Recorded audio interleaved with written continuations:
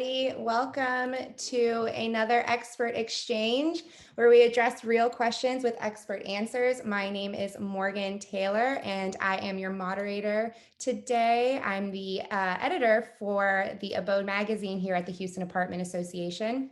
And I am joined with our host, Betsy Marshall of Allied-Orion. And our expert today is Neal Conant with Gemstar Construction. Today is Wednesday, January 27th, and today's topic is CapEx in 2021. Before I turn it over to our host, I'm going to review some housekeeping items. Thank you all again for joining us today. If you do have any questions as we go through this program, and I highly encourage you guys to ask your questions, please do so in the chat box or in the comments via Facebook Live. Once we get through the questions we curate, we will get to your questions, so hang tight.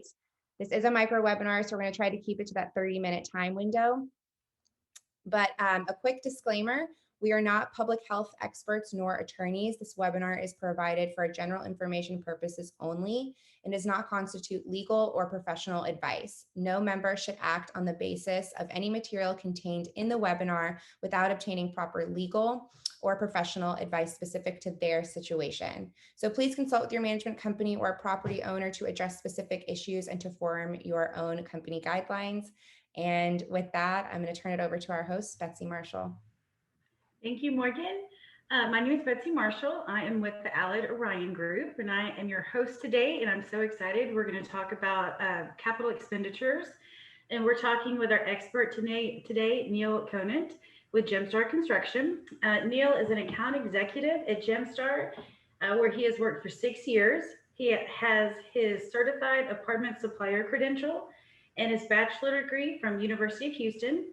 Prior to joining Gemstar, Neal worked for Sherwin-Williams for 21 years for the multifamily division. So he has a total of 27 years of multifamily experience, and we are super excited to have him today as our expert.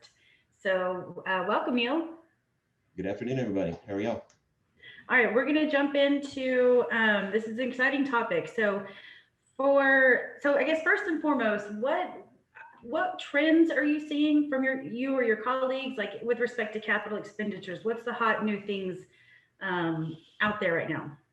So a lot of the new projects that I'm personally dealing with is a lot of unit upgrades now, and primarily focused with kitchens, going through and upgrading, countertops to granites, quartz.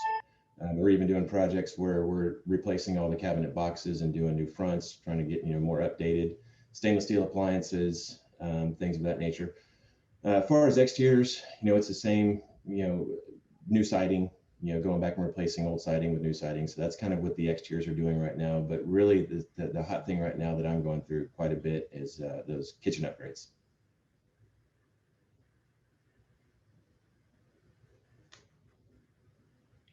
Oh, I think I lost you for a minute. I think my connection got a little unstable. So, but I heard a lot about unit upgrades as far as the interiors go, with the kitchens and granites and countertops and stuff like that. Or any changes in what people have been doing, like any different colors that you're? As far as color schemes right now, the grays. I think we're losing her. Yeah, I think Betsy. I know I'm going in and out. So I don't know if you got that, but I'm trying to see if there's any new, anything new or different, or is it kind of some of the same stuff you saw, I guess, when it came to last year or previous years, like colors and stuff like that? Really, the trend has kind of stayed the same the last couple years. A lot of the grays, whites, those are the real popular things right now. Plank flooring, that's one of the things that's real popular right now. People are getting away from the carpets unless it's in bedrooms, things like that. But really the color schemes and that kind of stuff, they've kind of stayed continuous since probably the last 2 to 3 years. Okay. And then what about some things that owners should keep in mind when it comes to any capital expenditures that may be important for just the overall health of and longevity of the property, not so much just from an upgrade standpoint or trying to get additional revenue? What are some things that we need to make sure we're thinking of just from overall maintenance of the asset? Well, I think it kind of goes back into the upgrades also, because if you think about going through and putting something like granite into the units, you're getting something that's much more durable, much easier to clean. They're going to last a lot longer than going with, say, a laminate. Those things don't tend to last as long. So you're getting an investment that you're putting into your property, and you're going to get a return on it also, but it also long term is going to hold up. Properties that we're going back and putting new cabinets and stuff like that into, you're extending the life of those cabinets quite a bit. Same thing, back to the plank flooring, that stuff, you can clean up and keep a lot longer. So I see a lot of those things as just not doing an upgrade per se. It's extending the life of the property as well. So I think that's kind of where those two things go hand in hand. Things like the stainless appliances, that truly is just an upgrade. You can get away with sticking with whites and blacks or whatever you want to go with there, but stuff like that, I mean, that really helps out. That's on the interiors. As far as the exteriors are concerned, back to the siding, you do the siding replacement. When you open things up, you tend to see some issues that you may not have known are there. We're doing a project here in Houston right now that we bid, and as we're opening up fascia and opening up balconies and things like that, we see that there's truly some damage in there that left much longer could be liability issues. So, extending and putting off these CapEx exterior projects could lead to long-term issues, life safety issues. So that's gonna, one of the good things about doing exterior rehabs. You may not want to change your color and repaint it back the same color if that's the case, but you really need to focus on that rotten wood and things of that nature outside, because there's an underlying issue typically when that happens. Yeah, that's a good point about the interiors. It's not just the value add as far as rent bump, but you can really extend the property itself, the value of the property over the long term with having those different materials and so forth in there in the siding. Yeah, ooh, don't want to put that off. So what about some properties? So with we've had to, as everything goes, we've had to kind of shift some of our operations and how we do things and make certain decisions. And so some properties may be facing a backlog of projects. How can we prioritize current needs versus what maybe we had planned, and how do we kind of make sure that we anything that we may have put on hold, we kind of get started with, and in what order, I guess? Yeah, and I think that can go back to that exterior issue I was just saying before. And I understand 2020 was a whole different beast, considering money, and it's still running into that. But if you see that there's rot, or you see that there's balconies, or you see there's certain things that you've been putting off for a year, 2 years, I think those kind of life safety issues are things that need to be focused on, more immediately than, say, upgrading appliances or upgrading the lighting package in a unit. Those things may get you a little bit of extra return, but you need to focus on those CapEx projects that are actually going to, like we talked about, extend the life of the property. So I think those are really the things that should be focused on right now. If you've got expendable income and you want to do these other upgrades that will get you more money, then I think that's a great thing to be able to do. But really focusing on these projects that are going to extend the life of the property, I think should be the main focus right now. Yeah, life safety for sure. And you would think that's going to minimize your cost down the road. Like if you don't pay attention to those things now, it could cost you more in the long run to begin with. So just having that fresh set of eyes, yeah, and looking through and seeing what that top priority. Yep. Okay, so then so now that we've got, we have our priority list, we know how we're going to attack it, we know what we're going to do first, and what would be some tips or things that we could do from the owner's perspective or on-site team members that can really make this bid process or any stage of the process easier from your side? So going into the project, I guess, with an idea of what you want to accomplish. Are you looking at changing the whole appearance of the property with a new roof, new siding, new colors? So, knowing these things up front, that helps expedite the process also.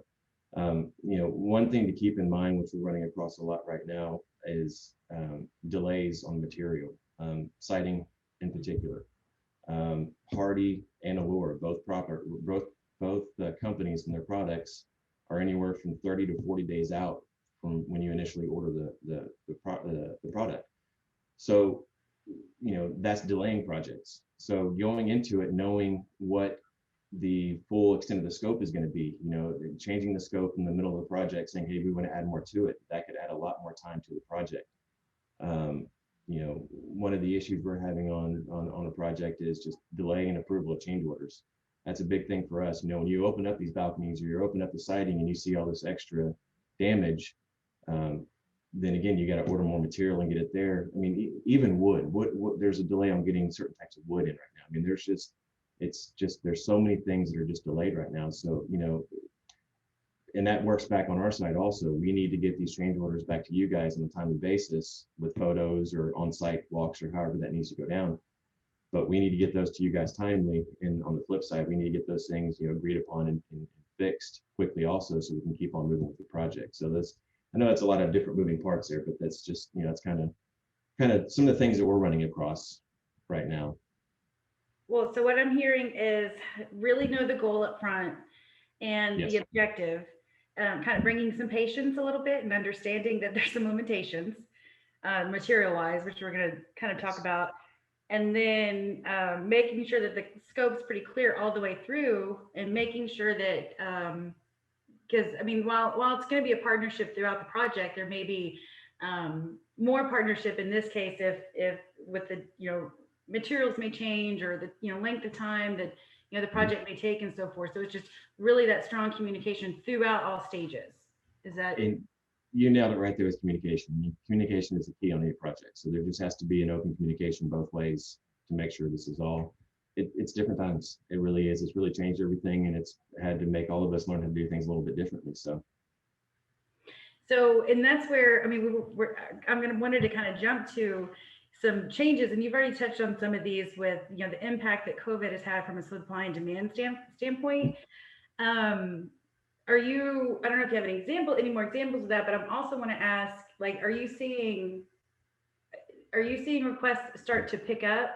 I know that, on yesterday's State of the Industry, there was a conversation about, pent up demand. So are you, and hopefully very soon we're going to have this floodgate, open up of people that want to get out and do things, whether it's, socially or whatever. Are you kind of sensing that in from your side?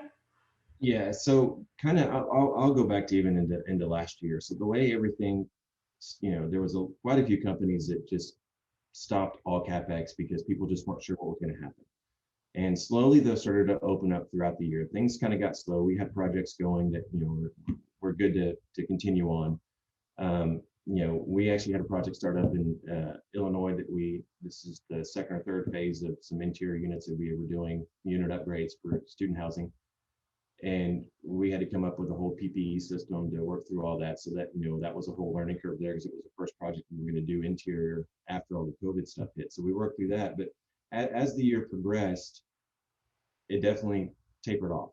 And then I would say probably October time, maybe a little bit before that, we kind of saw everything start picking up, where people were starting to get more bids, and business picked up a little bit. Well, then obviously the holidays happened, so things slowed down somewhat, but we were still getting the phone calls.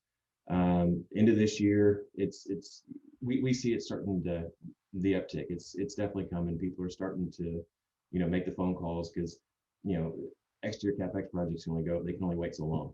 We have one in College Station that we're looking at, that the gentleman bought the property a couple of years ago, and he's been putting it off, looking at it, and now it's to the point where he has to do something now. I just had a phone call with him prior to this, and it's something that let's agree and let's get this going, because he knows with the delay with Hardy, because he's been dealing with Hardy directly, he knows that there's a 35 to 40 business day delay with some of these products, and he's wanting to get things ordered. So we just, as you said, back to the communication thing, we just got to be upfront with our clients and say, hey, there are these delays, and there could be more delays. I've got another project here locally in Houston. It's they want a simple 6-foot, the prefab vinyl fencing. No big deal. You can only just go pick that up at Home Depot. They have completely stopped production of this product, and we haven't been able to get it in 4 months. We checked back with them literally last week. They said check back in April. So I've got a client that needs maybe 100 linear feet of this product, and we just can't get it. It was readily available prior to COVID, and they're just not manufacturing right now. So these are just some of the things that we're trying to work through. You know, we've got a contract to do this, and we're in limbo, and there's just nothing we can do. Wow. So, yeah. Are you finding alternatives for things? Maybe not in that instance, but are you finding some things we can? Yeah, some things we can. With this particular product, I guess there's only a few manufacturers, and no one's manufacturing it. You know, we've come across, you know, cabinet issues where maybe we can find cabinets from another supplier or something like that. You know, appliances have been a huge issue. For my project up in Illinois is a prime example. We started that project, and we actually had removed all the old appliances and put them in a container, which we had to move them back into about 10 to 12 units so the kids could move in. So there's just, you know, we're just having to find alternatives. So we're supposed to do a phase 3 or 4. I can't remember what we've done. We're supposed to start another one up there in the next couple months. We already know we're figuring for an extra container to store all the appliances just in case, because we can't keep the kids from coming. School's going to start. So we have to have a backup plan. So those are, you know, just one of those things that we learned last year on how things are going. So, you know, but I mean, it's everywhere. It's flooring, it's appliances, it's granite, it's everywhere. Do you see, I mean, I don't want to throw this at you. I don't know if you have I know you don't have a crystal ball, but do you see that changing anytime soon? I would hope so. I mean, now that we're seeing that areas are trying to open back up, I hope, because I mean, it's making it difficult on everybody. You know, these people that aren't able to work to get our material to us, they need to work also. So I'm hoping for everyone's sake that it's, you know, it's a trickle down effect. I mean, we need, you know, unemployment to come back up or go back down when we look at it. So I think we're hopefully on the other side of it now. I think, you know, with the election over and, you know, new president in, I think things hopefully will start getting better. That's all we can hope for. Oh.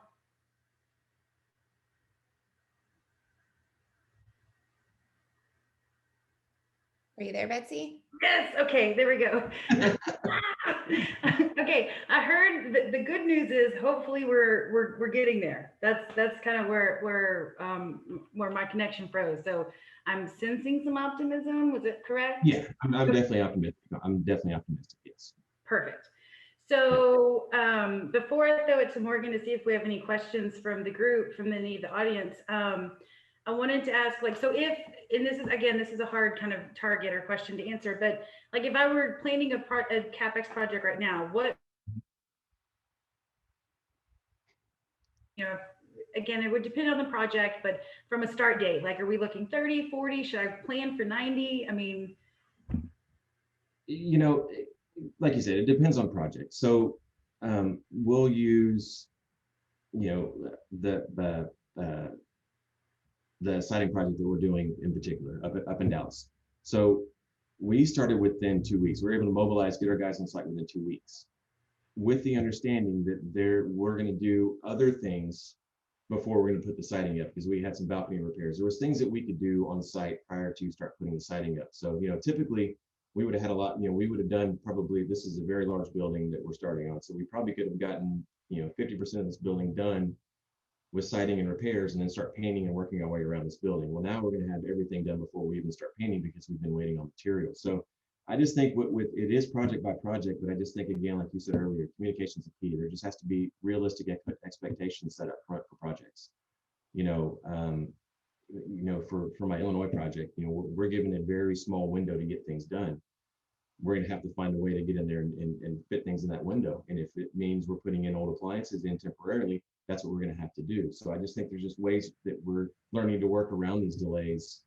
But, you know, as far as we're concerned, you know, we had a client with a fire that we just signed a contract on yesterday.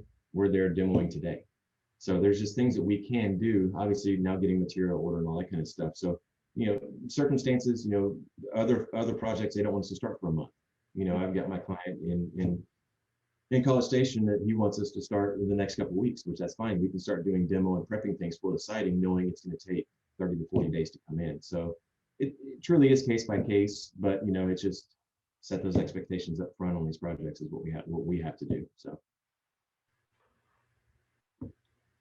okay, so it sounds like depending case by case for sure, and you may just kind of reorder how you would have done maybe certain things. to try to achieve whatever goals. And, you know, as you stated earlier, knowing the goals and the intentions and stuff like that, it just may, the project may look a little different. Exactly. Okay. So Morgan, I wanted to see if we had any questions for Neal. Yes, we have a question and a comment that I would love to share. And I just want to emphasize the point. You know, I think a lot of property owners and managers right now are really going to value our supplier partners who are honest, open, upfront, and who do look for innovative ways to accomplish projects that may look, you know, the steps are different, the order in which things are done different, but working with a supplier partner who will make sure that it will get done in some way, somehow, I think is really valuable right now. So I appreciate your responses and your insight, Neal.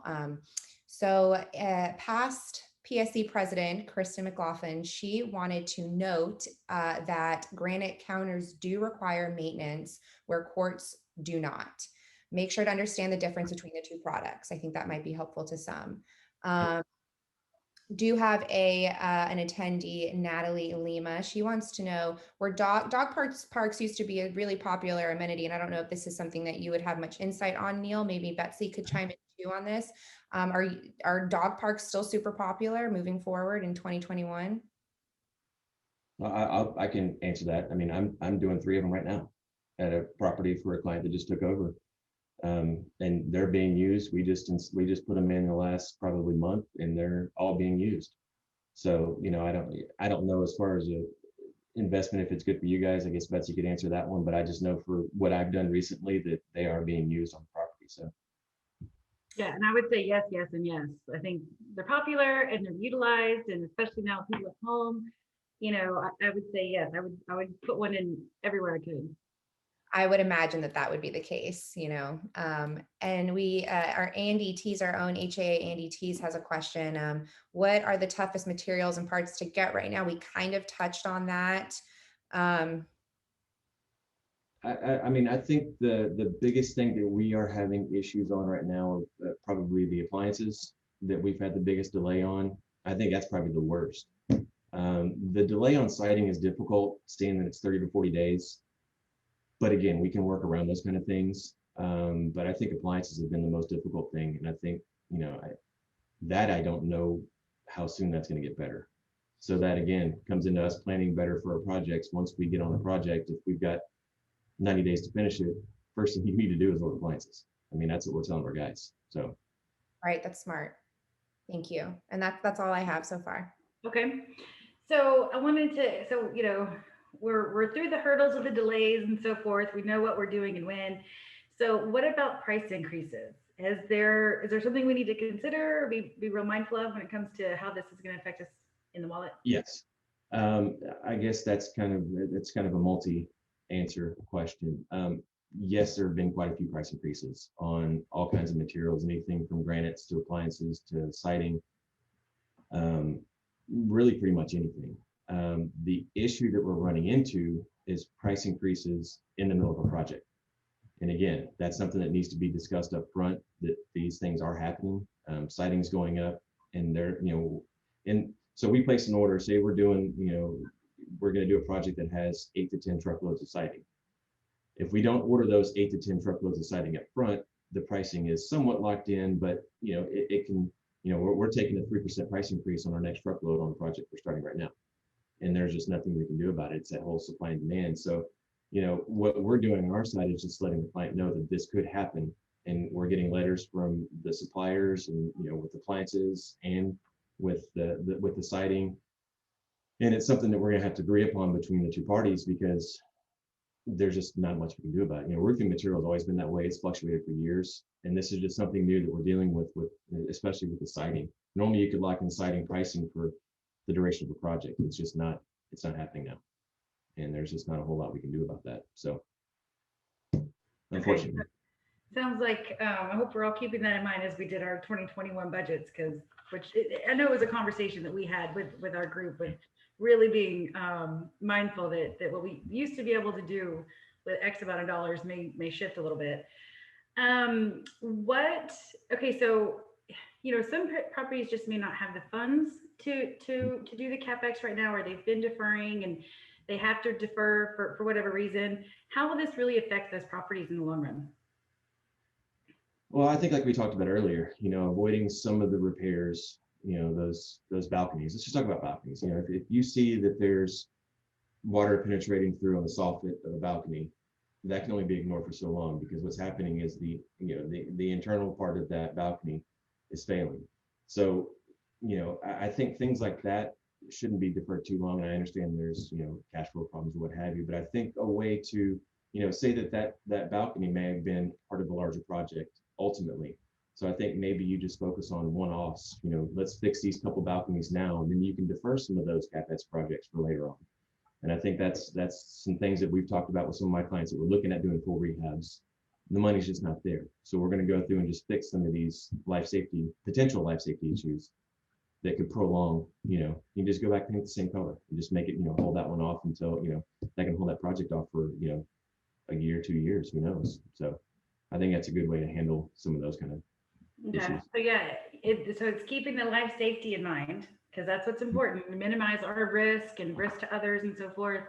And then I like what you said about maybe, parceling off like a large project that you may have wanted to do, and just kind of taking pieces of that large project and really just attacking, again, with that life safety, component in mind, really what's the most important out of this, maybe this big job that was Exactly. Yeah.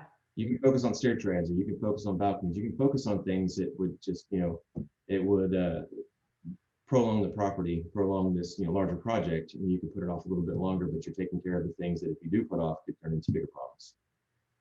Gotcha. Okay. I like that. So Morgan, that's all I had as far as prepared questions, but I don't know if you had anything else from the group, or if Neal had anything else to add. I think we touched everything. I made myself some notes last night, and the last thing I wanted to talk about was the those price increases, because we are seeing so much of it. But I like the point that you brought up, and the communication. I mean, that's going to be the key. It is with every project, anyways. But I think really in today's climate, a lot of our conversations are like this, virtual or conference calls or whatever. But I think we just need to make sure that we're all, communicating, because there's going to be issues as far as timing, pricing. There's just things that we're all going to have to communicate about, and it just needs to be brought up front. I mean, everyone needs to know up front, these are the things that are happening. So. Right. Yeah, open, honest, transparent. Yes, we appreciate that too. So I'm glad that you say that. I think you had a lot of really helpful things to say today, Neal, and I appreciate your time and your expertise. And I know that there are many other HAA members who are appreciative of your time and expertise today. But that is, glad to do it. Sorry? So I was glad to do it. It was fun. Good. All right, well, that's all we have for questions today. There's nobody else. None of our viewers have any more questions. Oh, wait. Oh, we got a thank you, Neal. And yeah, so that's it for today. We'll see you again on Wednesday, February 10th. Thank you, Betsy. And thank you again to our expert, Neal, with Gemstar Construction. A February expert exchange schedule will be released soon. We're working and always looking for session ideas. So let us know what on-site challenges you need guidance on you can email those ideas at com@haaonline.org. And hopefully we can turn it into an expert exchange session. Until then, make it a great day. Thank you. Bye. Bye.